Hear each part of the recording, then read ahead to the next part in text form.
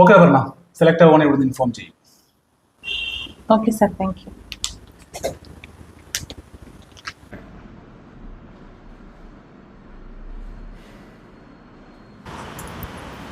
Sir അടുത്ത candidate വന്നിട്ടുണ്ട്. Okay വരാൻ പറയാം. May I come in, sir? Yes come in. ഇരിക്കൂ. Thank you, sir.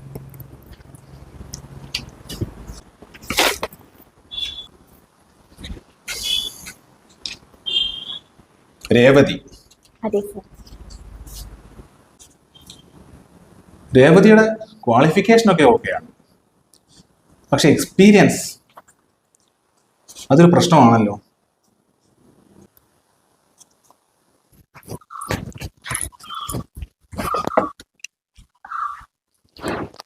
സർ ഞാൻ വിളിച്ചിരുന്നു.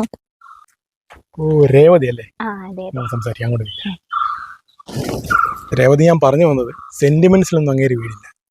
പിന്നെ പ്രൊഫഷണലി പുള്ളി നല്ല സ്ട്രിക്റ്റ് ആണ്. അതുകൊണ്ടാണല്ലോ ഈ സ്ഥാപനത്തിൽ നന്നായിട്ട് പോകുന്നത്. സർ എന്നെ എങ്ങനെയെങ്കിലും ഒന്ന് ഹെൽപ്പ് ചെയ്യണം, എനിക്ക് ഈ ജോലി അത്യാവശ്യമാണ്. ഓക്കെ, ഹെൽപ്പ് ചെയ്യാം. ഇയാളുടെ വീട്ടിൽ അവസ്ഥ അറിയാവുന്നതുകൊണ്ട് മാത്രം. സാറിന് ഇമ്പ്രസ് ചെയ്യാൻ കുറേ കാര്യങ്ങളുണ്ട്. ഒന്നാമത് മാക്സിമം കോൺഫിഡൻസോടുകൂടി ഇന്റർവ്യൂ പങ്കെടുക്കണം. രണ്ടാമത് ഈ വന്നിട്ടുള്ളതിൽ ഏറ്റവും നല്ല കാൻഡിഡേറ്റ് താനാണെന്ന് സാറിന് തോന്നണം. രേവതി എന്താ ആലോചിക്കുന്നത്?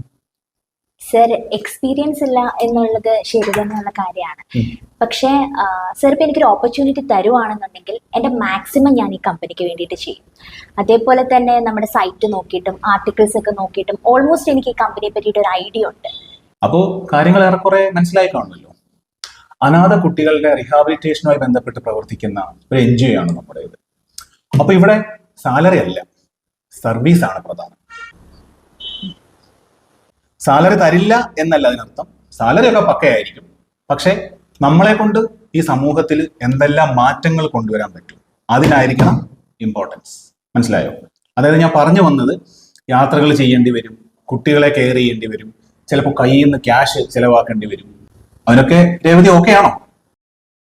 പിന്നൊരു കാര്യം, ഇവിടെ സാലറി അല്ല സർവീസാണ് പ്രധാനം, അത് ഓർമ്മ വേണം. അപ്പോൾ അങ്ങനത്തെ ഒരു ജോലിയാണ് രേവതിക്കും താല്പര്യം സാറിനെ ബോധ്യപ്പെടുത്താൻ പറ്റിയ താൻ പകുതി വിജയിച്ചു. സത്യം പറയാലോ സർ, ഞാൻ ഇങ്ങനൊരു ജോലി തന്നെയാണ് നോക്കി നടന്നത്. അതുകൊണ്ടാണ് അഡ്വർടൈസ്മെന്റ് കണ്ടപ്പോൾ ഉടനെ അപ്ലൈ ചെയ്തതും ഇപ്പോൾ ഇന്റർവ്യൂവിന് വന്നിരിക്കുന്നതും. എനിക്ക് യാത്രകളൊക്കെ ചെയ്യാൻ ഒരുപാട് ഇഷ്ടമാണ് സർ. അതുപോലെ മറ്റുള്ളവരോട് ഇടപെടാൻ, എസ്പെഷ്യലി കുഞ്ഞുങ്ങളുടെ അടുത്തൊക്കെ, അതൊക്കെ എനിക്ക് ഭയങ്കര ഇഷ്ടമുള്ള കാര്യമാണ്. സോ സർ ഇപ്പം എനിക്കൊരു അവസരം തരുവാണെന്നുണ്ടെങ്കിൽ സാലറി എന്നതിനുപരി ഇതൊരു സർവീസ് ആയിട്ട് കണക്കാക്കി ഞാൻ എൻ്റെ മാക്സിമം ഈ കമ്പനിക്ക് വേണ്ടി ചെയ്യുന്ന എനിക്ക് നല്ല കോൺഫിഡൻസ് ഉണ്ട്.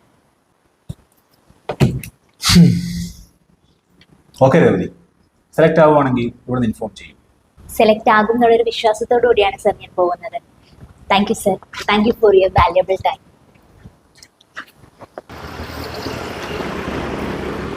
മോളെ ഒരു ലോട്ടറി എടുക്കുവോ മോളെ?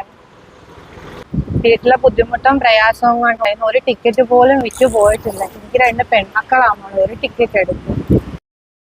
ഏറ്റവും പ്രധാനപ്പെട്ട കാര്യം എന്ന് പറയുന്നത്, ഈ ഇന്റർവ്യൂ കഴിഞ്ഞ് പോകുമ്പോഴത്തേക്ക് സാർ ചിലപ്പോൾ എന്തെങ്കിലുമൊക്കെ ടാസ്ക് തരാൻ സാധ്യതയുണ്ട്.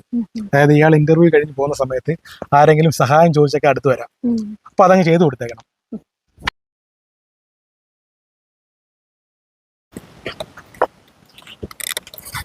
ചേച്ചി എൻ്റെ കയ്യിൽ ആകെ 100 രൂപയേ ഉള്ളൂ. ചേച്ചി ഒരു കാര്യം ചെയ്യാം, 50 രൂപയ്ക്ക് ഒരു ലോട്ടറി എടുക്കും കേട്ടോ.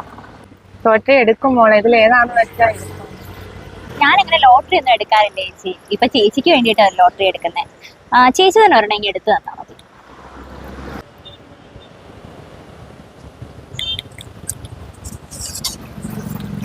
ഇത് നല്ല നമ്പറാ മോളെ, ഇതടിച്ചു.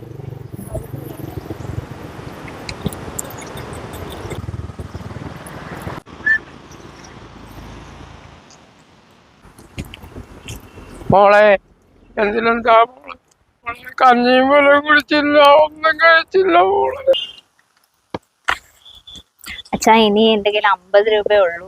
എന്റെ വണ്ടിക്കൂലിക്ക് വെച്ചിരുന്ന പൈസയാ. സാരമില്ല, അച്ഛൻ വല്ലതും വാങ്ങിച്ചു വെച്ചു, ഞാൻ എങ്ങനെങ്കിലും പൊക്കോളാം. പിന്നെ വീട്ടിലേറെ സുഖമല്ലേ? സുഖമാണ് സാർ. പിന്നെ മെയിൽ ഇന്നൊന്ന് അയച്ചേക്കണേ പ്രതീക്ഷ. അത് ഞാൻ ഓൾറെഡി അയച്ചു. ഗുഡ്. സാർ ആ രേവതി തന്നെ സെലക്ട് ചെയ്യാൻ തീരുമാനിച്ചു. യെസ്, അതിന് കുറെ റീസൺസ് ഉണ്ട് പ്രതീക്ഷ. ഒന്ന് അവളുടെ ക്വാളിഫിക്കേഷൻ, പിന്നെ അവളുടെ സംസാരത്തിൽ നല്ല കോൺഫിഡൻസ് ഉണ്ട്. അപ്പൊ തീർച്ചയായിട്ടും പ്രവൃത്തിയിലും അത് കാണണമല്ലോ. തീർച്ചയായിട്ടും. പിന്നെ ഏറ്റവും ഇമ്പോർട്ടന്റ് ഞാൻ ഇവിടുത്തെ ഇന്റർവ്യൂ കഴിഞ്ഞപ്പോൾ എല്ലാവർക്കും ഓരോ ടാസ്ക് കൊടുത്തിട്ടുണ്ട്, ഓരോ രീതിയിലുള്ള. ബാക്കി ആരും ആ ടാസ്ക് മൈൻഡ് പോലും ചെയ്തില്ല. രേവതി ആ ടാസ്കിൽ വിജയിച്ചു. സോ വന്നതിൽ ഏറ്റവും നല്ല കാൻഡിഡേറ്റ് ആയിട്ട് എനിക്ക് തോന്നിയത് രേവതി തന്നെയാണ്. സാർ, അപ്പൊ എനിക്കൊരു ഡൗട്ട്. സാറാണ് ഈ ടാസ്ക് കൊടുത്തത്, രേവതി മനസ്സിലാക്കിയിട്ടാണ് അവരെ ഹെൽപ്പ് ചെയ്തെങ്കിലും? That's the question. ഇനി അങ്ങനെ ആണെങ്കിൽ പോലും അത് അവളുടെ മറ്റൊരു ക്വാളിറ്റി അല്ലേ? മനസ്സിലായില്ല. അതായത് ഈ കിട്ടുന്ന സാഹചര്യം മുതലാക്കുക എന്ന് കേട്ടിട്ടില്ലേ? അവൾക്ക് കിട്ടിയ ഒരു ഓപ്പർച്യൂണിറ്റി അവൾ നൈസായിട്ട് ഹാൻഡിൽ ചെയ്തു, അത്രേ ഉള്ളൂ. പിന്നെ നമ്മുടെ കമ്പനിയിലെ കല്യാണം വരുന്നത്, ബാക്കിയൊക്കെ നമുക്ക് റെഡിയാക്കി എടുക്കാം. എനിവേ, താങ്ക് യു പ്രതീക്ഷ. എന്തിനാ സാർ? ചുമ്മാ ഇരിക്കട്ടെ.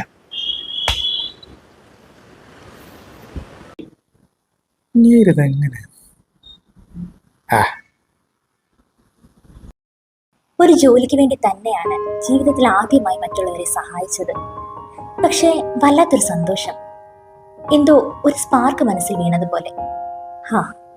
ഇനി ഈ ജോലി കിട്ടിയില്ലെങ്കിലും കഴിയുന്ന പോലൊക്കെ മറ്റുള്ളവരെ സഹായിക്കണം. അതിനൊരു നിമിത്തമായിട്ടായിരിക്കാം ഈ ഇന്റർവ്യൂ.